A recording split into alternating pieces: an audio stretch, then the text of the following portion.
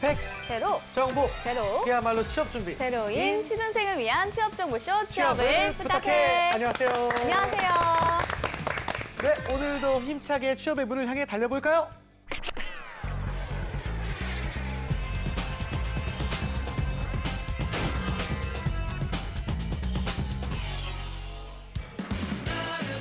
너의 취향을 저격해주마. 취향 맞춘 기업 정보 톡 취향 저격 인사는 어때입니다. 안녕하세요. 안녕하세요. 네, 오늘도 저희와 함께 해주실 분들 소개할게요. 취업 컨설턴트 홍기찬 쌤, 취향 저격수 양상국형, 캠퍼스 특파원 이영훈 학생 나왔고요. 빅데이터 전문가 전민기 팀장 나왔습니다. 어서 오세요. 반갑습니다. 안녕하세요. 안녕하세요. 팀장님. 그 교수들도 안식년이 있잖아요. 그 지난주가 안식주라 제가 빅데이터 안 돌렸습니다. 네. 오픈빨이었고요. 이제 요구해주시면 제가 준비를 하도록 하겠습니다. 오픈발. 네. 일단 오늘 알아볼 기업이 어딘지 한번 화면으로 보시겠습니다.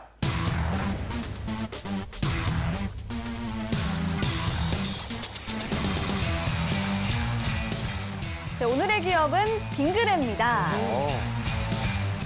빙그레의 모태는 1967년 세워진 대양행으로 창업자 홍순지 사장은 월남에서 아이스크림을 제조해 미군에 군납해온 경험을 살려 기업을 세웠다고 합니다.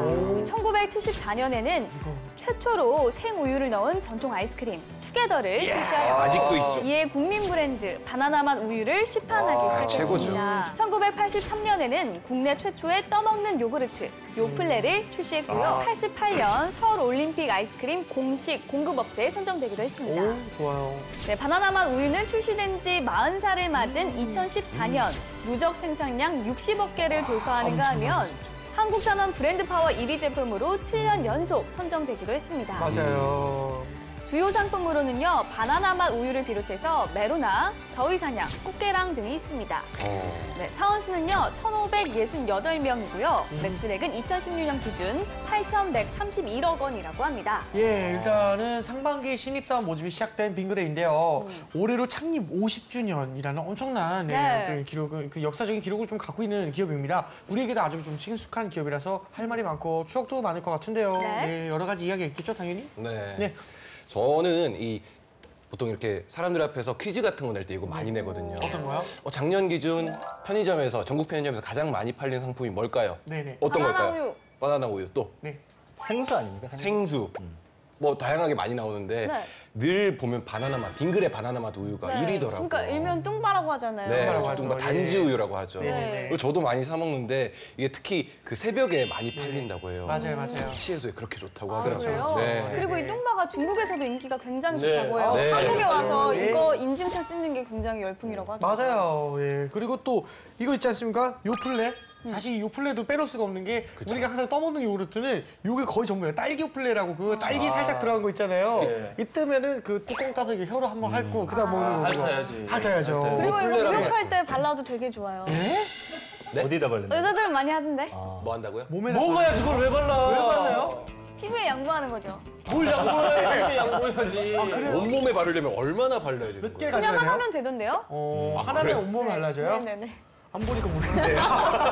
볼 수가 없으니 뭐. 아니, 알 수가 그리고 없네요. 일단은 빙그레에 대한 기업 선호도가 높은 편인데요. 네. 빅데이터 상에는 어떻게 나타나는지 한번 보도록 할게요. 지난 1년 동안 빙그레라는 단어가 한 19만 5천여 건 정도 언급이 됐습니다. 그래서 네. 연관어 1위는 역시나 바나나 우유가 실제로 차지를 했고요. 그다음에 요플레, 커피, 옐로우 카페, 플래그 스토어 이렇게 나타났는데 재밌는 건 메로나라든지 지금 아이스크림 이름은 좀 빠져 있더라고요. 네. 그래서 지금 뭐 아이스크림은 소프트 아이스크림이라든지 뭐 다른 대체할 부분들이 좀 많아서 그런 것 같고요. 네. 회사 이름이 좀 중요한 것 같습니다. 왜냐하면 빙그레라는 브랜드에 대한 소비자의 어떤 긍정적인 이미지가 상당했어요. 이게 빙그레라는 게 좀 웃는 모습을 상징한 네. 거잖아요.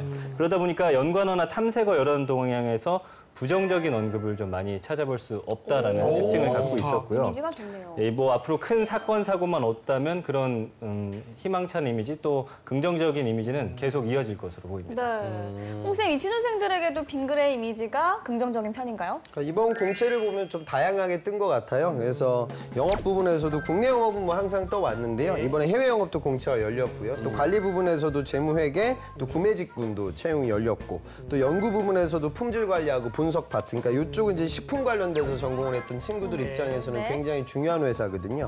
그리고 또 생산 부분이라고 해서 여기도 마찬가지로 생산 관리, 원가에게 또 설비 관리, 뭐 이쪽은 뭐 이공계들한테도 일반적인 공대생들에게도 좀 채용 규모를 키우고 있거든요. 그래서 회사의 사이즈에 비해서는 이번 공채도 상반기 공채가 요즘 굉장히 어려워요. 그런데 빙그레가 뭐 매출이 막 수조원 되는 그런 대기업은 아니지만 또 이번에서도 공채가 이렇게 좀 잘 열렸기 때문에 기업들 그 구직자 입장에서는 좋은 기회를 우리가 받아들여야겠죠. 알겠습니다. 자, 취준생들의 그 생생한 이야기를 좀 들어볼 건데요. 어디를 좀 다녔을까요? 가천대를 갔다 왔는데 뭐 가천대가 특별한 것보다는 이 빙그레라는 브랜드 저도 그랬었는데 네.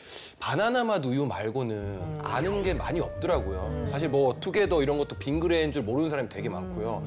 뭐 빙그레 하면 떠오르는 상품이 뭐가 있어요 했을 때 전부 다 이 바나나맛 우유밖에 못 되더라고요. 여기서 조금 특이하다고 좀 느꼈습니다. 네, 알겠습니다. 알겠습니다. 자, 그렇다면 친구들의 이야기는 영상으로 만나보겠습니다. 흐드러지는 벚꽃잎이 있는 이곳 바로 쇼미더식스의 준우승자 CJM이 다니고 있는 CJM 학교이기 때문에 좀 BY 느낌으로 흰색으로.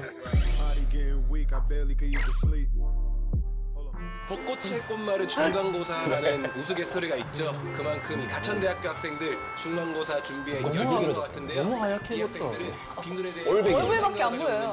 한번 들어보도록 하겠습니다. 속옷이랑 양말도 흰색이에요. 기말고사 중간고사 치고 있어요? 네. 다쳤어요. 네, 저희 근데 패널 중에 개그맨 양상국 씨도 계시거든요. 혹시 양상국 씨 아세요? 네, 정말 좋아해요. 좋아해요? 네. 왜 좋아해요? 지금 카메라 저걸 왜 물어보죠? 양상국 씨를 좋아하신다고. 아니, 그러니까 왜 물어보죠, 저걸? 근데 재밌어서. 뭐가 제일 재밌는 게 기억에 남아요? 죄송해요. 아, 죄송해요. 유행어 모르겠다고. 겨울만 이렇게 한다면서요? 비슷하다. 시작. 서울 사람들은 이렇게 높낮이를 갖게 말한다면서요? 이러면서 잘한다. 불만족스러운 표정입니다. 작년 기준으로 편의점에서 가장 많이 팔린 제품이 어떤 걸까요? 정답. 어떤 거 가장 많이 팔렸어요? 삼각김밥이 많이 팔리잖아요. 삼각김밥. 네, 물어봤어요. 또 편의점에서 뭐가 잘 팔렸을지. 바나나 우유. 바나나 우유. 나왔습니다. 담배. 자, 담배. 나왔거든요. 삼각김밥, 모르겠다. 바나나 우유, 담배. 전부 다 본인이 많이 사용하는 걸로. 보통 자기가 많이 쓰는 것 같아서 하거든요. 빙그레 제품 중에 좀 알고 있는 제품이 있어요? 바나나 맛 우유. 저거 말고는 없더라고요. 바나나 우유밖에 기억이 안 나. 바나나 우유밖에. 많이 네. 있는데. 지금 현재 빙그레랑 바나나 맛 연결을 못 우유를 시키는 것 먹고 같아요. 있는 학생과 함께 인터뷰를 해보려고 합니다. 평소에 실제로 단주를 먹고 빙그레에 있었어요, 대한 저 이미지가 좀 어때요? 되게 좋게 생각하고 있어요. 저는 바나나 우유 좋아하는데 네. 빙그레 쪽 바나나 우유만 먹어서 빙그레 바나나 맛 우유의 장점이 뭐라고 생각하세요? 좋은 점?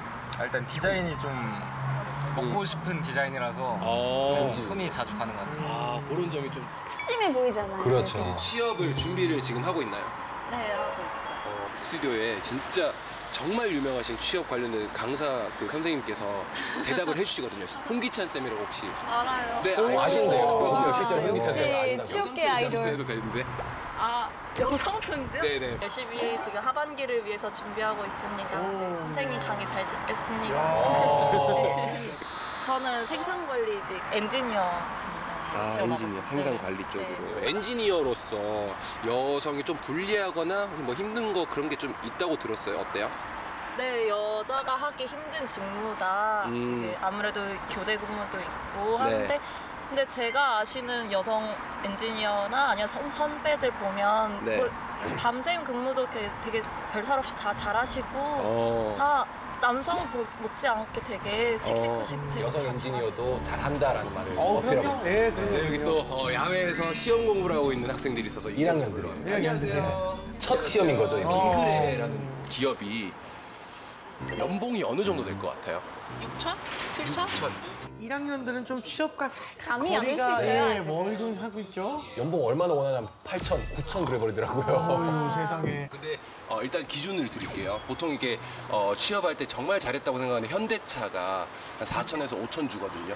이게 엄청 높은 수준이에요. 2천? 3천? 2천, 3천 정도 될 것 같다. 네. 네. 저도 2천, 3천. 2천, 3천 정도. 어떠세요? 저도 3천. 3천. 빙그레 연봉이 한 3천 될 것 같아요. 저도 그쯤 될 것 같아요. 800이에요. 맞네요. 지금 좀 더 올랐겠죠. 자, 지금 연봉을 듣고 나서 어떠세요? 좀 가고 싶은 마음이 생겼어요? 어때요? 괜찮은 것 같아요. 아, 괜찮은가요? 이 정도면 표정이 확 근데 아직 사실 큰 관심이 없을 줄 아직 알아요. 1학년이라. 근데 좋은 것 같아요. 네, 이야기 잘 들었습니다. 인터뷰 네. 중에도 실제로 그 바나나 맛 우유를 먹고 있는 걸 보면서 아, 정말 많은 사람들에게 사랑을 받는 브랜드가 아닌가 싶었는데 그쵸. 사실 이 바나나 맛 우유 빼고는 이 많은 제품이 유명하지만 빙그레 제품이라는 거 인식을 잘 못하는 것 같아요. 아, 그건 좀 아쉬운 것 같아요, 진짜로. 확실히 아까 메로나 얘기는 거의 나오지 않는 거 보아하니 네. 좀 그런 부분도 조금 아쉽기도 하고요. 그리고 이제 뭐 하나하나 뭐 더위사냥, 메로나 될 때마다 나오는 반응이 그 빙그레였어요? 그게 빙그레였어요? 지금 저도 더 이상은 네. 빙그레인지 몰랐네요. 혜태 롯데상강 아니에요? 이런 경우가 많더라고요. 혜태인 줄 알았는데. 네. 알겠습니다. 일단 그래서 우리가 저희가 좀 많이 이렇게 알아봐 가야 될 것 같은데요. 네. 그래서 이제 한가는 소문부터 차근차근 시작하도록 하겠습니다. 우리 상국이 형. 예, 또 우리 빙그레에 떠도는 한간의 소문 알아보도록 하겠습니다. 빙그레! 국내 영업은 비전이 없다고 카더라! 예, 왜 안 해요, 형? 아유, 진짜. 다르게 생각하느라고. 홍쌤만 뭘 생각을 해, 형님? 국내 영업 보시면 그런 것 같아요. 그러니까 상대적으로 그렇게 생각을 하죠. 그러니까 우리나라 기업들이 국내 시장을 사실 포하잖아요. 그러니까 빙그레도 지금 국내만 보게 되면 정말 안 좋은 상황이죠. 그러니까 인구 절벽 문제가 심각하기 때문에 이 아이스크림은 대표적으로 아이들이 많이 찾는 상품이잖아요. 그러니까 아이들이 점점 줄어들어요. 그러니까 전민기 팀장님하고 저 또래가 아마 한 100만 둥이 정도 될 거예요. 그러니까 우리가 똑같은 사람들 대한민국 한 100만 명 살았고 지금 영훈 학생 정도 또래가 한 70만 둥이들이고 지금 고등학교 1학년짜리 학생들이 한 40만 둥이들이니까 빙가루 업계 입장에서는 너무나 안 좋죠. 그러니까 해외 시장에 나아가야 돼요. 그러니까 여러분들 어찌 보면은 이거는 뭐 통상적으로 국내 영업과 해외 영업 중에 하나를 선택할 수 있는 기회가 여러분들한테 주어진다 하면 저는 뭐 해외 영업으로 가는 게 더 장기적으로 넓은 시장에서 클 수 있는 그런 장점이 되죠. 근데 여러분들 아셔야 되는 것도 뭐냐면 국내 영업을 하다가 나중에 또 해외 영업으로 넘어갈 수 있는 그런 기회가 굉장히 많고 네. 또 처음서부터 내가 해외 영업을 하기보다는 내수 시장에서 정확하게 시장과 제품과 고객을 이해하고 그 다음에 내가 이제 글로벌 시장에 나아가게 되면 더 훌륭한 해외 영업 사원으로 거듭날 수 있는 기회가 될 거예요. 그래서 물론 뭐 해외 영업이 조금 비전이 있어 보일 수 있겠지만 현실적인 그리고 이번에 지금 보면 국내 영업은 근무지가요.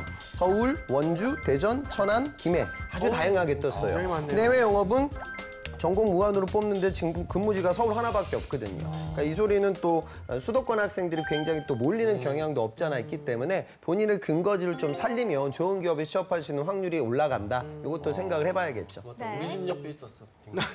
아, 그래요? 가까우시네요. 김해. 아니 진짜 김해 저희 집 근처에 지나가면서 항상 봤었어요. 그렇군요. 자 그러면 이게 빙그레 연봉 도대체 또 얼마 됩니까? 뭐 초봉이 한 3,700만 원 정도라고 하고요. 평균 연봉이 한 4,800만 원 정도로 형성이 되는데 이건 직군에 따라서 좀 차이가 많이 있었습니다. 생산직, 관리직, 영업직, 그다음에 연구 관리직 뭐 이런 식인데 연구직군이 좀 많이 받는 걸로 그렇게 나타났고요. 그래서 평균적으로 한 4천만 원에서 5천만 원 초반대로 연봉을 받고 있는 것으로 나쁘지 않네요. 네, 좋네요. 높은 편인 것 같아요. 홍쌤 보통 어느 정도의 스펙이면 취업이 가능할까요? 그러니까 뭐 예를 들어 아주 뭐 기술적인 난이도가 높은 제조업 대비 스펙을 많이 보는 것 같지는 않아요. 그러니까 제 영업 쪽으로 들어갔던 이제 학생들을 보면 건동공 나왔고요. 전공도 이제 영어 영문, 뭐 경영 복전도 없고요. 네. 학점도 한 3점 중반, 어학은 뭐 한 토스 6급 정도. 그러니까 아르바이트 경험 하나 정도 있었는데 결국 뚫어냈고요. 그다음에 저 전북대학교 나왔던 학생인데 이 친구는 저기 중어중문 쪽이에요. 근데 학점은 뭐 한 3점 후반 정도 되는데 부전공으로는 이제 무역을 공부했고 토익 그 스피킹은 한 7 정도. 그런데 이 친구는 강점이 홈플러스 유통업에서 한 아르바이트를 걷기 한 1년 가까이 했었어요. 그러니까 이런 강점이 있었기 때문에 전공의 벽을 뛰어넘었다. 그다음에 여기 이공계 채용도 아까 제가 있다고 말씀드렸는데요. 생산 부분에서의 설비 관리. 여기는 이제 설비 관리라든가 냉동 공조 기사. 아무래도 빈가루 산업이다 보니까 이런 부분들에 대한 기사 자격증을 좀 우대하는 경향이 있는 것 같아요. 그러니까 제 예전 학생 이 친구는 저기 중경외시고 학교가 이제 저 전공이 전자전기. 그러니까 빈가루하고는 전혀 상관이 없잖아요. 근데 이 친구도 전기기사 자격증을 갖고 있었고 설비 관리직으로 취업이 됐거든요. 이런 걸 보면 이제 우리가 어필할 수 있는 그런 가능성이 있겠지. 흑기사 같은 소리 하면 큰일 나니까. 전 기사 얘기가 나와서 흑기사보다 이제 중요한 건 이제 여러분들이 기간이. 하반기를 아마 생각하는 친구들이 기사를 5월 달에 많이 따려고 해요. 그래서 그런 부분들은 준비를 하세요. 그런데 5월 달에 기사를 취득해가지고 하반기에 넘어간다. 그런 친구들 중에도 5월 달, 6월 달에도 채용 공고가 열려요. 근데 또 구직자들은 이걸 내가 기사를 하고 있으니까 구직 활동 아예 안 하더라고요. 그건 아니잖아요. 그러니까 어차피 취업하기 위해서 공부를 하는 거니까 자격증을 공부하면서도 동시에 구직 활동은 이루어져야 된다. 네, 그 부분을 좀 이해하셨으면 좋겠어요. 네. 알겠습니다.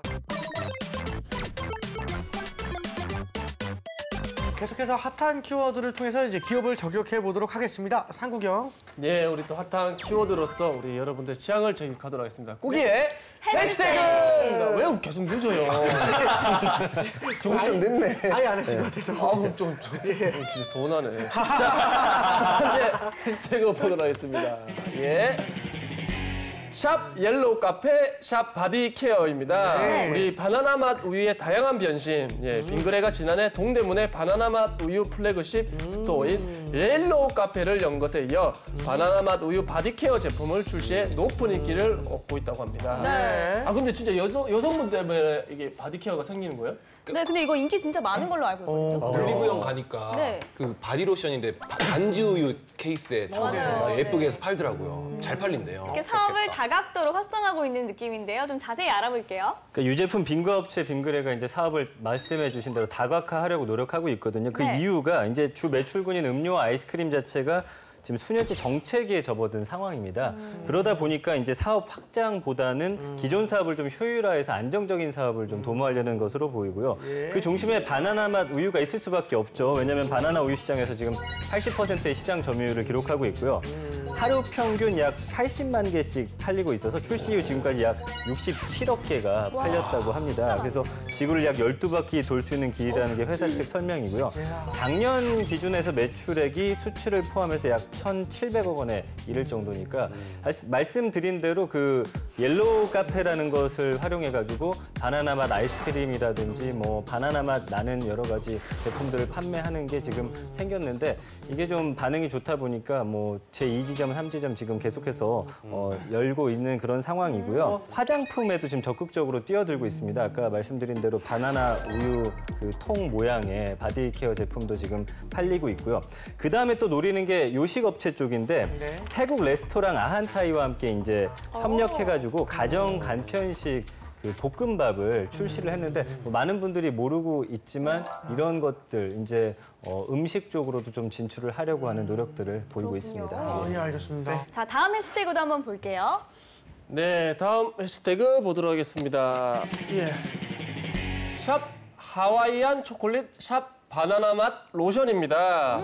빙그레가 새로운 성장 동력을 찾기 위해서 사업의 영역을 넓히고 있습니다. 네. 하와이안 초콜릿을 비롯해 글로벌 기업과 손을 잡는가 하면 화장품 사업을 시작했다고 합니다. 네. 예, 지난해 11월이죠. 하와이 지역 그 초콜릿 1위 브랜드 하와이안 호스트 드셔봤을 거예요. 마카다미아 그거 하나씩 딱 들어있는 거. 해외여행 갔다. 예, 그 업체에 이제 계약을 체결하고 판매를 시작을 했는데 이 회사가 이제 1927년 작은 초콜릿 가게에서 시작이 됐는데 1927년이요? 그렇죠. 그래서 하와이 프리미엄 초콜릿 시장의 절반 이상을 차지하고 있는 기업인데 이것과 체결을 했기 때문에 뭐 아무래도 여기에서 발생한 수익이 좀 나올 것 같고요. 그다음에 세계 1위 아이스크림 기업 유니레버와의 협업도 추진 중에 있다라고 하고요. 그다음에 연내에 뭐 케이크를 비롯한 베이커리라든지 외식, 급식 사업 등에도 뛰어들 계획이 있다라고 밝히고 있고요. 네. 이것 때문에 이제 식품연구소에 100억 원 가량의 투자금을 유치하겠다라는 말도 했습니다. 그리고 아까 말씀드린 대로 CJ 올리브영과의 콜라보레이션을 통해서 가능성을 봤거든요. 그래서 화장품 그 시장도 장기적으로 또 적극적으로 진출할 계획이다. 이렇게 목표를 밝히고 있습니다. 네. 지금부터는 학생들의 궁금증 들어보도록 하겠습니다. 자기소개서를 쓸 때 제가 가장 고민했던 거가 직무 경험이라던가 역량에 대해서 쓰는 건데 제가 이제 엔지니어 담당의 생산관리직인 거 보면 직접적으로 저희가 학생 때 경험할 수 있는 게 없어서 항상 쓸 때마다 고민이 되는데 인턴 말고 다른 경험을 서술하는 방법이 있는지 궁금합니다. 아마 자소서 쓰는 학생이라면 모두 다 고민할 것 같아요. 사실 뭐 인턴 경험이나 거기 직무에 관련이 있는 경험 가진 학생들이 좀 소수에 불과하다고 생각하거든요. 네. 대부분은 거기에 관련 없이 쓴다고 생각하는데 그럴 때 어떻게 좀 서술을 해야 좀 경험이 있는 것처럼? 조금 넓게 해석을 해도 되죠. 그러니까 이공계라고 하면 저 친구가 이제 생산관리직에 도전을 한단 말이에요. 네. 그러면 간단하게 그렇게 생각을 해요. 내가 물건을 만들어 본 경험이 있나? 당연히 없죠. 없죠. 그러니까 그것 때문에 뽑는 게 아니에요. 그러니까 공학적인 문제 해결 능력을 이 친구가 보유하고 있을 것이나 없을 것이나 여기에 초점이 맞춰져 있거든요.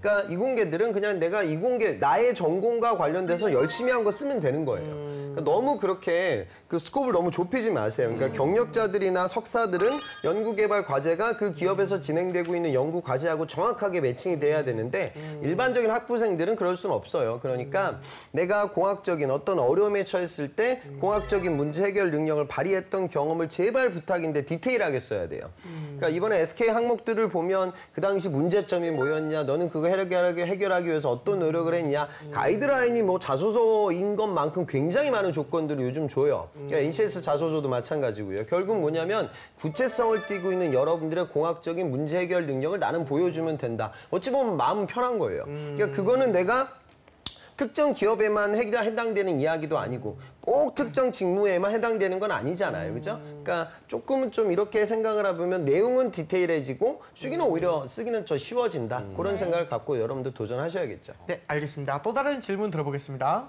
제가 군대 전역하고 복학한 지 얼마 안 된 2학년인데 아직 2학년이라서 취업 생각하면 좀 막막해서 좀 이런 거에 대해서 멘티를 받을 수 있는 멘토링 할 수 있는 곳이 있는지 궁금하네요. 네. 그쵸.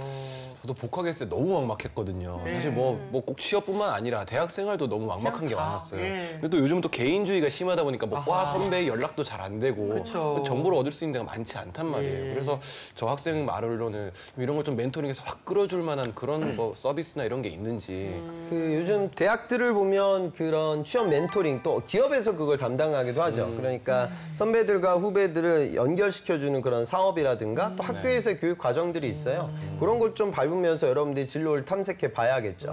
근데 우선은 저는 그거보다도 제일 우선시 돼야 되는 건 전공 선배들 좀 만나는 게 좋아요. 그 전공 선배는 꼭 여러분들의 전공 선배가 될 필요는 없잖아요. 그죠? 예. 그러니까 대외 활동이나 동아리 활동을 할 때도 또래 집단끼리 모여 있다 보면 별로 얻을 게 없어요. 하다 못해 구직자.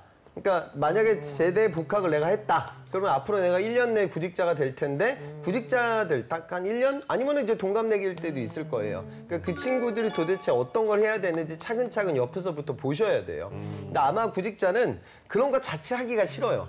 그러니까 뭔가 여기는 굉장히 좀 밝은 대학 생활이고 취준생이라고 하면 그때부터 어두운 분위기로 내가 넘어간다 뭐라 이런 생각들을 갖고 있는 것 같아. 그래서 아예 문을 닫고 그럼 그때 가서 해야지. 자꾸 이런 생각을 하는데 템포는 좀 빨리 가져가셔야 되니까 여러분들 제가 보기에는 뭐 1, 2학년들이 뭐 취업 준비를 그때부터 하는 건 아니겠지만 그때는 공부 열심히 해야 되고 다양한 경험들을 하셔야 되고 저는 3학년 정도 올라가는 상황이라고 하면 당연히 업계 그리고 기업 직무에 대해서는 고민을 이제 심각하게 시작하셔야 됩니다. 알겠습니다. 자, 그렇다면 이제 실제 면접에 좀 어떻게 임하면 좋을지 한번 알아보겠습니다.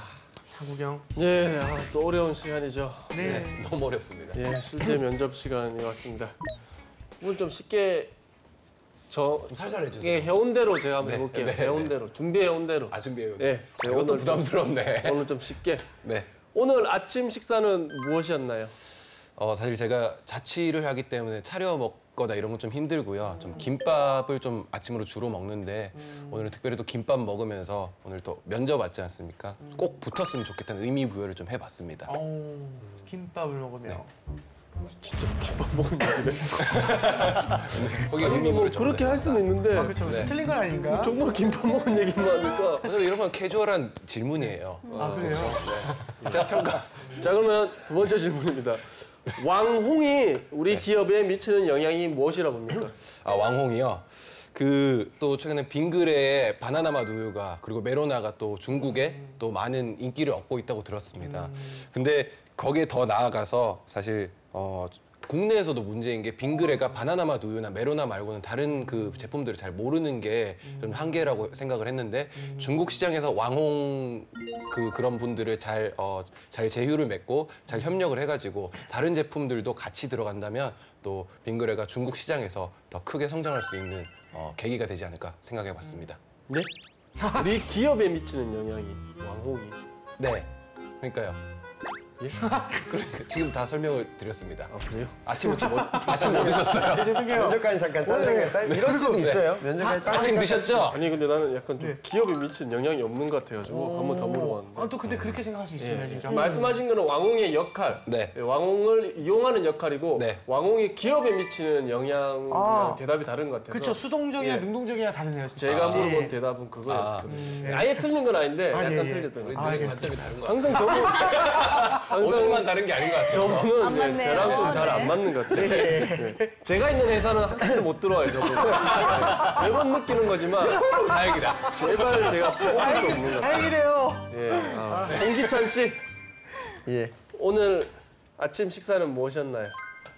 면접 오기 전에 너무 긴장이 돼서 식사까지는 못했고 가볍게 뭐 시리얼에 우유 정도 같이 먹고 온 것 같습니다. 우유는 뭘로? 바나나맛 우유를 시리얼에 먹을 수는 없었기 때문에 그냥 일반적으로 저렴한 학생들 신분들 먹는 서울 우유 먹고 왔습니다. 아, 서울 우유. 예. 서울 우유 맛은 괜찮았네. 네, 괜찮습니다. 요즘 그 서울 우유가 예전에 좀 고리타분한 이미지만 예. 보수적인 이미지만 갖고 있었는데 예. 새로운 뭐 프로모션들이 굉장히 많아지면서 매출이 증대되고 있는 것 같습니다. 아, 이거 좋잖아. 김밥 먹은 얘기를 왜?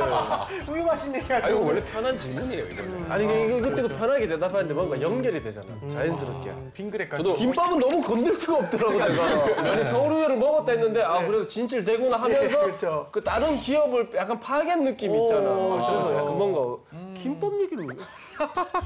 김밥 차리고 뺐어야 돼. 두 번째 질문하도록 하겠습니다. 왕홍이 우리 기업에 미치는 영향은 무엇이라 봅니까?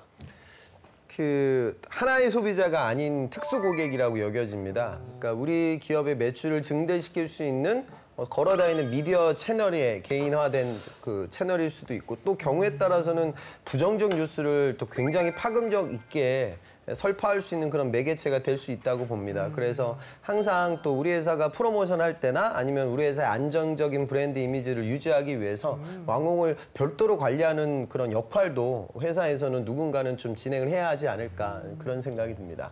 이렇게 네. 하는 거야. 그 지금 그 아침 식사는 뭐냐면 영훈 학생 말씀이 맞아요. 그러니까 뭐 이렇게 따로만 묻는 건 아니고 또 이걸 물어봤는데 뭐 저는 무슨 뭐 바라 현미밥을 먹고 왔다. 바라 현미밥을 먹은 이유는 첫째 뭐 그럼 이제 면접관이 긴장해요. 그러니까 여러분들 긴장을 풀어주려고 하는 질문이니까 너무 딱딱하지 않게 그냥 이야기하셨으면 좋겠고요. 삼성에서 많이 하거든요. 문을 여는 질문으로 해요. 긴장 풀어주기 위해서. 그래서 제 예전 학생은 면접장 가서 면접관이 그렇게 물어봤어요. 오늘 면접 보기 전에 부모님 얼굴 보고 왔죠? 부모님이 면접 보기 전에 뭐라고 하시던가요? 하여튼 제 학생은 그 문을 여는 질문 받았는데 거기서 또 울었어요. 부모님이 뭐 이러면서 그래서는 안 돼요. 그러니까 나는 그 얘기인 줄 알았어. 삼성 갤럭시로 영상 통화를 하고 왔습니다. 그런 얘기인 줄 알았어. 더 시장 더 자기적이지 않아요? 편안하게 얘기하셨으면 좋겠고요. 그다음에 왕홍 얘기는 아까도 뭐 영훈 학생 얘기도 뭐 나쁘지 않았어요. 근데 중요한 건 항상 그 생각을 해야 돼요. 그러니까 저 질문을 나한테만 하진 않거든요. 그런 질문들은 본인의 어떤 경험담을 얘기할 수도 있고 안 그러면은 한 사안이 꼭 회사의 긍정적 요인만 있는 건 아니고 부정적 요인이 같이 상존할 때가 있거든요. 이런 것들 좀 나누어서 이야기를 해본다든가 그러니까 뭔가 컨텐츠 자체를 고도화시키거나 다원화시켜서 옆 친구하고는 다른 이야기를 할 수 있는 내가 돼야 된다. 그건 좀 주의해 보셨으면 좋겠어요. 예, 네, 알겠습니다. 네, 오늘 취향 저격은 여기까지 하고요. 저희는 다음 시간에 다시 찾아오겠습니다. 감사합니다.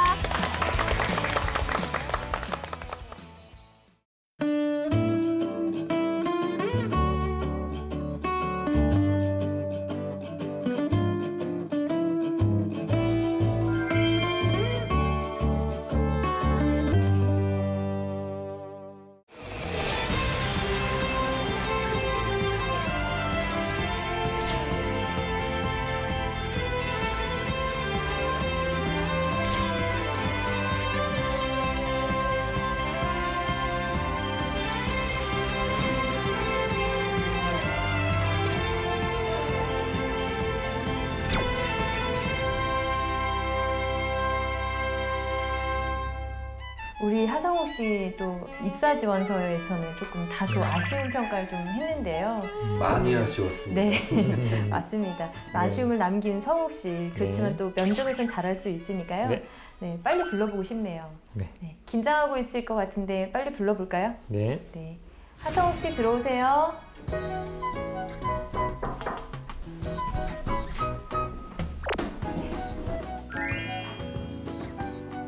안녕하십니까. 네, 안녕하세요. 앉으세요. 네, 자기소개해 주세요. 네. 안녕하십니까. 저는 유한양행 CSR 부서를 지원하게 된 하성욱입니다. 저는 산업디자인학과를 전공했으며 경영학과를 복수 전공했습니다. 저는 CSR 부서에 지원하기에 앞서 한 가지 단어로 저를 표현해 보았습니다. 그 단어는 모순입니다. 그 단어를 생각하게 된 계기는 CSR 부서와 가장 닮았다고 생각했기 때문입니다. 그렇게 생각하게 된 제 경험은 저는 영리단체와 비영리단체의 봉사활동을 두 가지 다 경험하게 되었습니다. 그 두 가지 다 경험하게 된 계기로 저는 기업의 최종적인 가치는 이윤이라는 것을 알게 되었습니다. 그래서 그 이윤을 통해 CSR 부서에 있어서 활동하는 사회환원은 기업의 이윤과 모순적인 거라는 것을 생각하게 되었습니다. 그래서 저는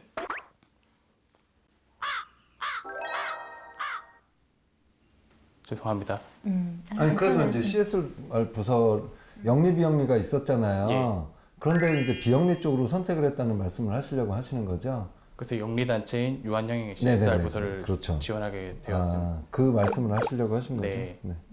유한영이 왜 지원하셨어요? 유한양에 지원하게 된 계기는 일단 유일한 박사의 일단 창업 이념에 대해서 책을 읽게 되었고 거기에 대해서 저의 가치관과 맞다고 생각했기 때문에 지원하게 되었습니다. 어떤 책이었죠? 책 제목이 뭐였어요? 그 유일한 평전을 읽게 되었습니다. 네, 거기에서 어떤 구절이 가장 인상적이었어요? 아무래도 유일한 박사가 이제 미국을 갔다 오게 돼서 한국에 돌아왔을 때 그런 국민들을 보고 생각하게 된 것을 이거 언제 읽었어요? 한 달 전에 읽었어요. 한 달 전? 예. 한 달 전 어떻게 이걸 읽게 됐어요? 읽게 된 계기는 원래 과제로 먼저 유한양행과 유한 킴벌리에 대해서 조직 분석을 하던 도중에 이제 추후에 자세하게 읽어보고 싶어서 그 유일한 평전을 읽어보게 되었습니다. 아 그래요?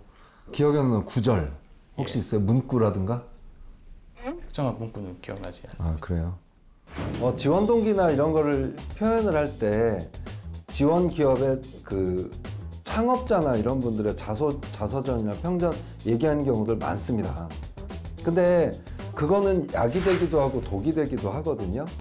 독이 되는 경우는 뭐냐면 억지로 읽었거나 정말 뭐 지원 동기를 얘기할 게 없어서 책이라도 읽자 해서 읽었거나 아니면 대충 읽었거나 이런 경우는 추가 질문 들어오면 깨지게 됩니다. 지금 본인은 CSR 그 부서를 지금 지원하고 계시잖아요. 네.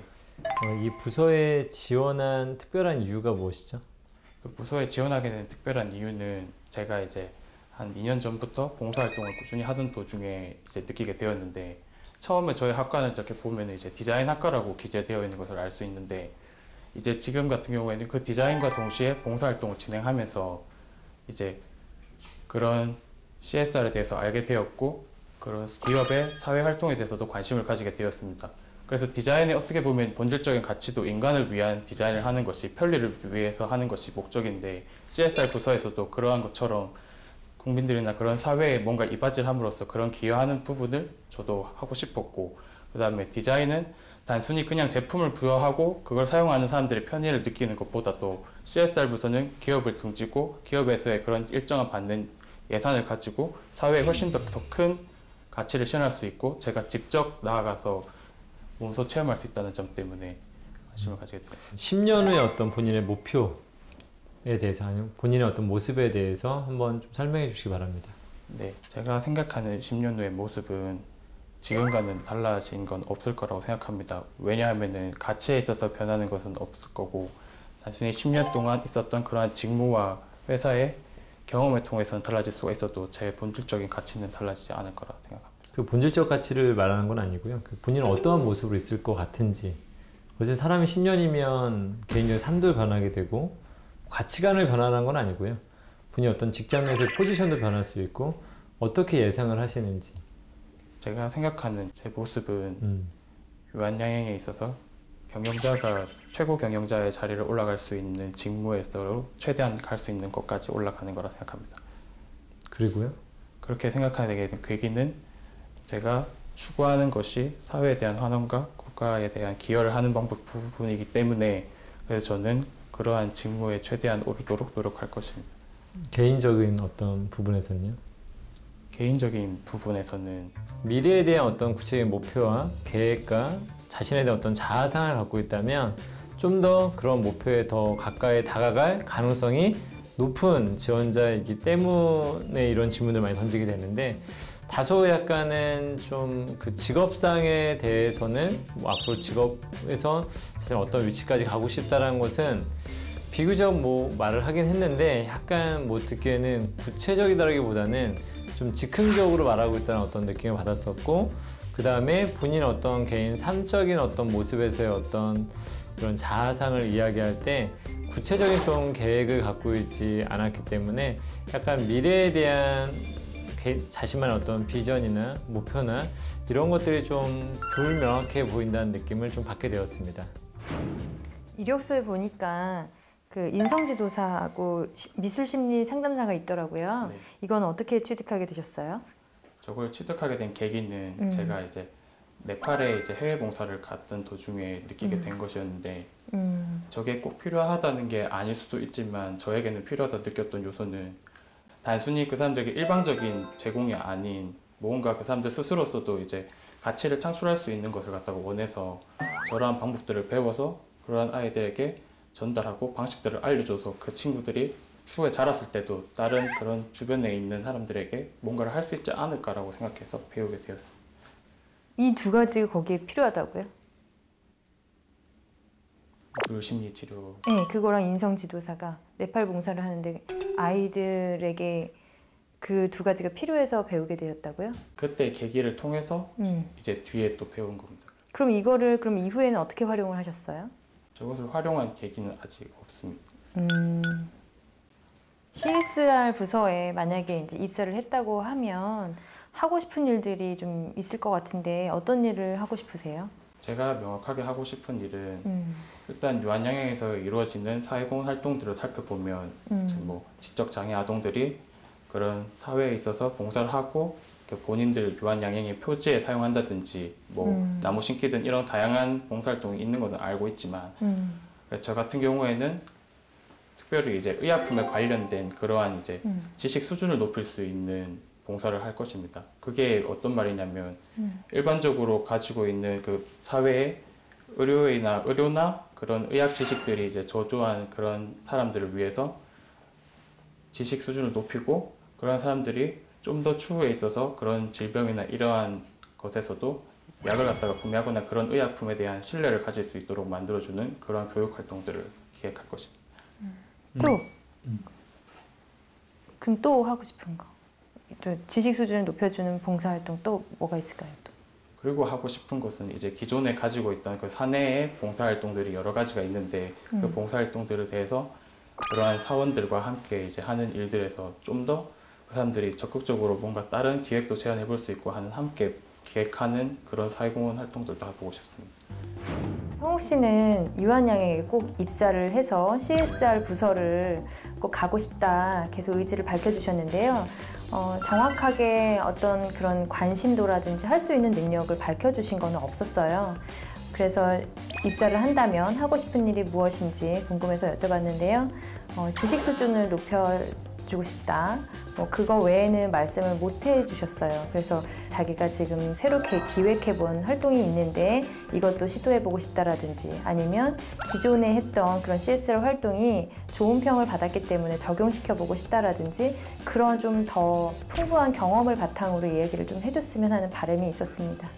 아까 그 의료에 대한 어떤 지식 수준을 높이는 어떤 사회공헌 활동을 하고 싶다고 하셨는데요. 네.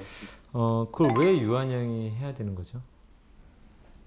그러한 이유는 가장 먼저 높은 건 일단 유한양행의 의료품을 팔기 위해서는 일단 사회의 전반적인 그런 의료에 대한 지식과 이해가 되어 있어야 된다고 생각했습니다.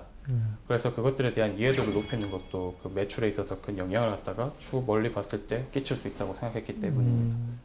제가 봤을 땐 봉사활동이나 사회적 공헌 활동은 사실은 누가 해도 다 좋은 것이기 때문에 거기서 가장 중요한 답은 이걸 왜 우리가 해야 되고 우리가 했을 때 어떤 효과가 있는지에 대해서 명확하게 설명할 수 있어야 되는데 그냥 당연히 사회 공헌 활동이고 봉사 활동이기 때문에 좋은 것이긴 한데 왜 우리가 해야 되는지에 대한 부분이 좀 약하지 않았나라는 아쉬움이 있었습니다. 제가 좀 더 약간 구체적으로 한번 예를 들어서요. 본인이 지금 하고자 하는 어떤 기획을 한 1억 정도의 예산을 많이 줬다고 가정한다면 그 예산 내에서 어떻게 했으면 좋겠습니까? 우선 1억 원으로 일단 홍보를 위해서 금액을 또 분산하고 그거를 금액을 정확히 알려주셔서 예산을 한번 분배해 주시면 될 것 같아요. 일단 1억 원이라는 단위를 갖다가 만져본 적도 가져본 적도 명확하게 없었고 제가 이전에 했던 그런 사회봉사에 있어서도 기껏 해봐야 인원은 100명 진짜 많아봐야 100명이고 적었을 경우에는 뭐 10명, 20명이 있어서 하는 게 그런 봉사였는데 그 1억 원에 대한 단위가 너무 크게 와닿았었어요. 그렇다 보니까 이제 어떻게 배분을 해서 해야 되는지에 대한 먼저 당황이 있었고 그 당황 때문에 뭐 어떻게 나눠야 되는지에 대한 뒤에까지 생각도 해볼 수 없을 만큼 이제 많이 당황했던 것 같습니다. 제가 질문 드릴게요. 지금 하성욱 씨 앞에는 두 가지 선택밖에 없어요. 첫 번째, 저희는 CSR을 신입사원을 뽑질 않습니다. 두 번째, 저희는 디자인도 이번에 신입사원 채용 계획이 전혀 없어요. 근데 그 자기소개서를 보니까 CSR의 어떤 의지가 좀 높고 그래서 면접에 성욱 씨를 불렀는데 두 가지 길. 첫 번째, 영업부서에서 일하다가 나중에 기회가 생기면 CSR 갈 수 있어요. 두 번째, 딴 회사에서 봉사단체라든가 뭐 NGO 이런 데서 봉사 경력을 쌓고 나중에 우리 회사에서 그럴 일이 있을지 모르겠지만 CSR 부서에서 경력사원을 뽑을 때 지원하실 수가 있어요. 둘 중에 어떤 걸 선택을 하시겠어요? 제가 결정할 것은 영업부서에서 먼저 일을 하도록 할 것입니다. 그래서 영업부서에서 먼저 일을 하고 경험한 직무를 통해서 타 부서들과의 소통을 갖다 찾을 것이고. 그런 생각 예전에도 해본 적이 있어요? 네. 그러면 본인이 우리 회사 제품을 팔아야 되는데 유한양행 제품 뭐뭐 있어요? 10가지 이상 얘기해 주세요. 예. 안티프라민, 비콤시, 유알락스. 디자인 직무도 사실 뭐 제약회사에서 그렇게 많이 뽑는 직무는 아니거든요. 그럴 경우에는 어차피 유한양행 지원을 했고 유한양행 CSR에서 일하고 싶다 그러면 방법은 딴 부서에 가 있는 거죠. 근데 제약회사에서 신입사원 뽑는 거 보면 100명이라 그러면 95명이 영업입니다. 나머지는 뭐 약사, 뭐 제품 개발, 뭐 품질 관리 뭐 이런 쪽인데 그렇기 때문에 영업을 지원을 해야 될 경우도 많겠죠. 그래서 그런 생각이나 의지가 있는지를 좀 궁금해서 물어봤고요. 다행히도 저 영업 상관없다고 했는데 뭐가 문제냐면 영업인으로서의 모습을 보이지 못한 건 그건 문제라고 생각을 합니다. 보통 이 CSR 같은 경우에는 뭐 누군가는 기획을 잘 해야 되고 그 기획된 걸 가지고 다시 또 실행을 해야 되는데 본인 좀 어디에 더 가까운 사람 같습니까? 기획하는 거에 더 자신이 있습니까? 아니면 나는 이 기획된 것을 실행하는 것에 좀 더 자신 있는지 어디에 좀 더 가까운 사람이라고 생각하십니까? 제가 자신 있는 부분은 실행하는 데 있어서가 좀 더 자신 있다고 생각합니다. 그렇게 생각하는 이유는 좀 더 마주보고 사람과 같이 함께 하는 데 있어서 흥미를 더 느끼고 재미를 느끼기 때문인데요. 일단 기획을 하는 데 있어서도 중요하지만 사람을 마주해서 그 사람이 진정성을 가지게 되는 것도 되게 중요하기 때문에 그렇게 생각하게 되었습니다. 본인이 어떤 실행을 잘 해가지고 뭔가 성공적으로 이끌었던 경험이 있습니까? 일단 봉사 경험으로서는 그러니까 앞서 말한 벽화 활동에 기획을 했던 경험이. 본인이 직접 기획하신 거예요? 예, 제가 총괄 기획으로 이제 맡아서 진행했었습니다. 그때 이제 계기를 살펴보면 제가 학과가 디자인 학과인데도 불구하고 뭐 물론 벽화 봉사다기 때문에 그런 디자인 관련된 거라고 생각하고 맡겼을 수도 있지만 저는 거기서 제가 어떻게 통솔하고 뭔가 적절하게 분배를 해서 시간과 안배를 해서 잘 맞출 수 있는지에 대해서 보여주고 싶었습니다. 그래서 제가 직접 구성원의 90명에서 10집단으로 나누고 그 학생들마다 직접 동기부여를 하면서 그 학생들이 원하는 자기가 원하고 싶은 기획을 개인 기획을 또 다시 하게 시켰고 그 학생들이 맡은 그 각자의 벽 3개를 또 그 학생들이 본인들이 스스로 또 다시 기획자 입장에서 그 학생들 나머지 구성원의 10명을 또 다루게 되었습니다. 그래서 저는 최종적인 관리자의 역할을 하면서 그런 중간 관리자인 그런 9명의 팀장의 학생들을 통해서 저는 관리할 수 있었고 그거를 성공적으로 마칠 수 있었습니다. 다소 좀 기획에 관련된 질문들을 좀 던졌었을 때 다소 약간 약하다라는 느낌을 좀 받았었고요. 그래서 좀 실행적인 부분이 더 강한 사람인가를 좀 더 사실은 물어보기 위해서 좀 더 기회를 주었던 질문이기도 했었습니다. 다만 그 벽화 봉사단에 관련된 활동을 할 때 비교적 저렇게 한 90명 정도의 어떤 단원을 바탕으로 그 활동을 하기가 쉽지는 않았을 것 같았는데 그 부분에 대해서 좀 더 본인이 그래도 성공적으로 실행했던 경험들을 좀 이야기했었을 때 좀 비교적 기획은 좀 약한 것 같은데 실행적인 부분이나 저런 부분에서는 비교적 일을 시키면 맡기면 잘할 수 있을 것 같다는 어떤 느낌을 좀 더 받았던 것 같습니다. 그래서 그 부분에 대해서는 비교적 답변이 좀 괜찮게 가장 오늘 했던 것 중에서 가장 좋지 않았었나라는 생각이 좀 들었습니다. 수고하셨습니다. 네, 나와주셔서 좋습니다. 기업의 이윤과 모순적인 거라는 것을 생각하게 되었습니다. 그래서 저는 어떤 일을 하고 싶으세요? 의약품에 관련된 그러한 이제 지식 수준을 높일 수 있는 봉사를 할 것입니다. 기획하는 거에 더 자신 있습니까? 아니면 나는 이 기획된 것을 실행하는 것에 좀 더 자신 있는지? 제가 자신 있는 부분은 저희 하성욱 씨와 모의 면접을 진행해봤는데요. 네, 어떠셨어요? 좀 지쳤습니다. 저 면접관분들, 저도 이제 면접관으로 들어갈 때가 있는데 그 시간이 있잖아요. 면접을 보는 시간이 오후 때라든가 마지막 날이라든가 이러면 사실 면접관분들도 많이 지치거든요. 네, 그렇죠. 그리고 뭐 졸릴 때도 있어요, 솔직히. 그렇죠. 근데 좀 그런 느낌. 에너지가 전혀 없어서 사실 뭐 질문도 잘 안 나오고 좀 그런 게 아니었나 싶습니다. 네. 그래서 저는 점수를 C 마이너? C 마이너? 그러니까 왜 CSR인지는 정말 잘 얘기를 하고 분명히 관이 서 있는 것 같아요. 중심이 있고 CSR에 대해서 영리, 비영리 뭐 이런 그러면서 깨달았던 것도 많고 그런데 일단은 조직에서 신입을 뽑는 건데 너무 패기가 없고요. 네. 에너지가 없고 좀 어수선해 보이는 측면도 있고 점점 에너지가 떨어지죠. 그래서 아까 3분 셀프 영상에 그분은 어디 가셨나 이런 생각이 들었어요. 그래서 저는 그 점 때문에 점수를 많이 깎았습니다. 네, 그 C 마이너. 네. 네. 그럼 우리 학생회장님은? 네, 저도 결론적으로는 C 마이너를 좀 드리고 싶은데 네. 좀 약간 안타까웠던 점들이 좀 있었습니다. 약간 너무 긴장을 하고 있다는 느낌이 좀 들었었고 약간 준비가 좀 덜 되어 있다는 느낌이 좀 들었어요. 네. 어떤 질문에 대해서 어떻게 말해야 될지에 대해서 약간 준비가 덜 되어 있다 보니까 뭔가 자신감도 없어 보이고 또 거기다 또 긴장감은 많아 보이고 그래서 약간은 다소 뭔가 좀 정말 저희가 봤을 때 정말 컨설팅을 정말 오랫동안 좀 많이 받아야 될 것 같은 글 쓰는 것도 마찬가지고 말하는 것도 마찬가지고 약간은 좀 더 준비를 많이 했으면 좋겠다는 생각을 좀 많이 하게 되었습니다. 네. 네. 그렇군요. 저도 오랜만에 이 등급을 드리는 것 같은데 저는 D 플러스를 네, 제가 악역을 맡게 되네요. 네. 저는 면접을 보면서 사실 뭐 직무를 명확하게 짚은 거는 좋지만 사실 그거에 대한 이해나 열정이나 준비가 많이 부족하다는 생각이 들었고요. 저는 의사소통이 좀 잘 안 된다는 느낌을 많이 받았거든요. 네, 서류에서 잘 못한 거를 저는 면접에서 잘 보여주지 않을까 그쵸. 좀 기대를 했었는데 아쉽게도 저는 확인을 좀 많이 못한 것 같아요. 그래서 D 플러스를 드리도록 하겠습니다. 네.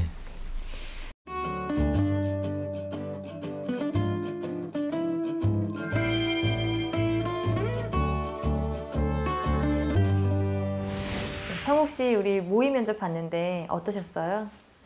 일단 면접에 있어서는 제가 실제로 경험해 볼 수 있는 것들을 여쭤보다 보니까 제가 예상치 못한 질문에 많이 당황도 했고 거기에 대해서 많이 실망도 했을 거라 생각합니다. 그래도 제가 생각하는 데 있어서 뭔가 결과적으로 많이 도움이 됐던 것 같습니다. 그 도움이 됐던 것 중에서는 이전에 봤던 그런 CSR 부서에 대한 경험을 할 수 있는 것들이 적었는데 그런 것들을 이렇게 실질적으로 보니까 제가 직접 체감할 수 있었고 무엇을 준비해야 될 수 있을지에 대해서 생각하게 되었습니다. 그렇군요. 혹시 취업 준비하시면서 혹은 지금 면접 보면서 궁금했던 게 있다면 편안하게 질문해 주세요. 저희가 답변 드리도록 하겠습니다. 아까 이렇게 교수님께서 질문하셨던 그 문항 중에 보면 이제 경업직을 뽑다 보니까 일반적으로 신입사원을 뽑지 않는 CSR 부서에서 타 부서를 먼저 들어간 후에 이제 부서 이동이 있을 수도 있다라는 그 말을 듣고 이제 그러한 가능성은 어떻게 하면 되는 것인지를 알고 싶습니다. 요즘 아까 이제 본사부서 이런 데는 그 신입을 잘 뽑질 않거든요. 그걸 알고 가셔야 돼요. 일단 CSR은 뽑지 않을 가능성이 굉장히 높다. 그렇다 그러면 대안을 마련을 하셨어야죠. 그렇다 그러면 나는 영업부서다, 디자인부서다. 근데 또 디자인을 안 뽑는다 그러면 영업부서, 뭐 마케팅부서 생각을 하셔야 되는데 그게 궁금했어요. 그런 생각을 가지고 있는지. 그리고 저 같은 경우도 인사팀 가고 싶다 그랬을 때 영업부서 어떠냐 그래서 저는 긍정적으로 받아들여서 실제 영업부서에 배치가 됐어요. 그랬다 1년 후에 인사부서 가기도 하고 그랬었거든요. 그래서 그런 식으로 만약에 CSR을 하고 싶다 그러면 실제로 그렇게 하셔야 돼요. 신입에서 뽑아주는 사람 내가 없기 때문에. 그래서 그건 이제 본인 선택의 문제죠. 이 면접 연습에서 어떻게 답변을 했는지는 중요치 않아요. 이제 고민하셔야 돼요. 네, 그런 차원에서 제가 질문을 드린 거고요. 네. 감사합니다. 근데 아까 내 영업도 괜찮습니다 했는데 영업인의 모습은 또 안 나와. 거기서 저는 마이너스를 많이 줬어요. 감사합니다. 네. 또 혹시 질문 있으세요? 없습니다. 네, 그러면 딱히 질문이 없으시면 저희가 컨설팅을 해드리는 걸로 할게요. 조언을 좀 많이 해드리는 방향으로 하겠습니다. 네. 학생회장님 먼저 하실까요? 면접에서 가장 중요한 건 의사소통 능력이지 않습니까? 근데 그런 부분에서 약간 어떤 내가 논리를 가지고 좀 더 이야기를 한다든지 아니면 어떤 이야기를 할 때 어떤 표현 능력을 가지고 좀 이야기한다든지 좀 이런 부분들이 대체로 좀 부족하다라는 느낌을 좀 많이 받았거든요. 그래서 좀 의사소통을 확장하기 위해서 좀 기본부터 다시 한번 해봐야 되지 않을까. 일단은 좀 모르겠어요. 처음에 디자인 계열이라서 또 자기만의 어떤 색채나 이런 게 더 강할 수도 있거든요. 오히려 말하는 것보다 글 쓰는 것보다는 사실은 그림이나 이미지를 통해서 표현을 많이 하잖아요. 그래서 그런지 약간 생각보다 그게 되게 약해.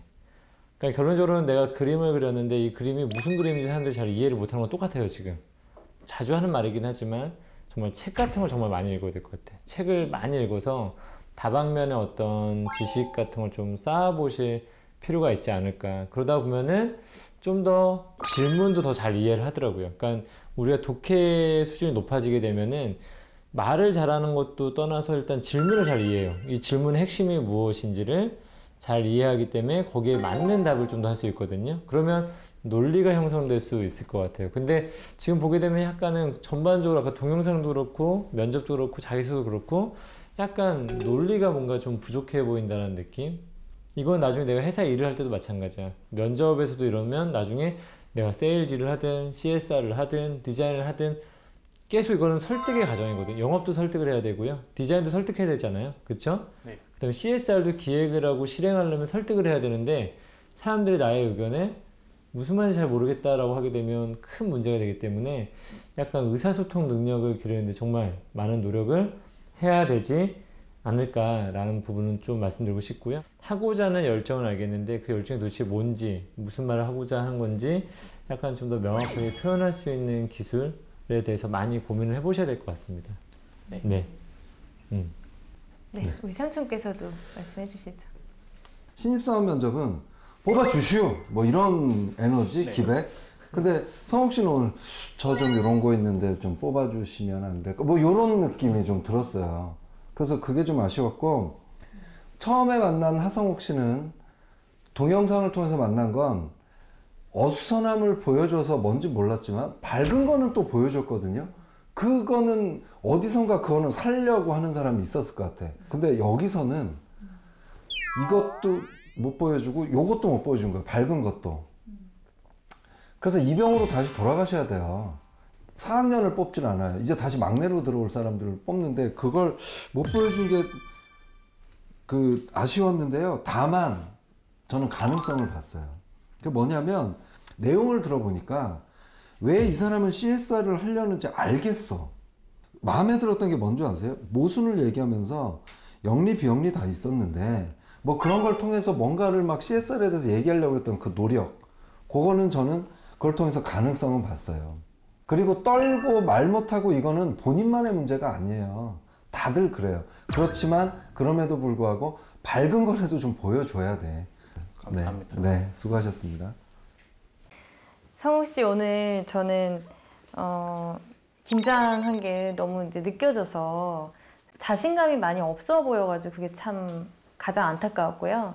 지금 이제 자세도 바르게 허리를 좀 피셨으면 좋겠는데 이렇게 앞으로 제가 펴주네요. 이렇게. 적극적으로 하는 건 좋지만 너무 이렇게 어깨가 밑이 이렇게 내려앉아가지고 앞으로 굽히다 보니까 이 자세도 조금 작아져 보이고 내가 속에서도 자신감이 없어 보이고 목소리도 낮고 그러니까 전체적으로 자신감이 없어 보였어요. 그리고 들어왔을 때 작은 부분이긴 하지만 앉으세요 라고 하면 저희가 감사합니다 하고 앉을 때와 그냥 앉을 때와는 저희가 또 받아들이는 느낌이라든지 거기서 또 플러스 점수를 줄일 수가 있거든요. 그래서 다음 면접에 가셔서 당연히 뭐 앉으라 그래서 앉았겠지만 감사합니다 작은 멘트 하나 정도는 하시고 앉으시면 더 호감 주는 점수를 좀 받으실 수가 있고요. 그리고 제가 그 자격증을 왜 취득했는지 질문을 드렸는데 네팔 봉사활동을 계기로 취득을 했다. 근데 그 이후에 사용한 적이 없다. 앞으로도 활용할 계획이 없다. 이렇게 얘기를 해서 너무 이제 자기가 가지고 있는 능력을 아무렇게나 이렇게 표현을 잘 못한 것 같다. 그런 생각이 좀 많이 들어서 표현하는 연습도 좀 많이 하셔야 될 것 같고 정말 오고 싶은 회사라면 관심을 가지고 공부를 좀 많이 하셔야 될 것 같아요. 알겠습니다. 네. 제가 좀 잔소리가 많았죠? 고쳐서 너무, 제가 네. 잘 할 수 있도록 너 평상시 모습이었는데요. 네. 좀 멀리서 오셨기 때문에 그래도 하나라도 더 이렇게 말씀해드리고 싶었어요. 네. 네. 정말 이게 돌아가시는 또 길에 또 이렇게 생각이 좀 많아지실 것 같은데 또 힘들지만 또 지치지 마시고 정말 하고 싶은 일이라면 더 열심히 준비하셔서 꼭 입사를 하셨으면 좋겠습니다. 알겠습니다. 네, 수고하셨습니다. 네, 수고하셨습니다. 수고하셨습니다.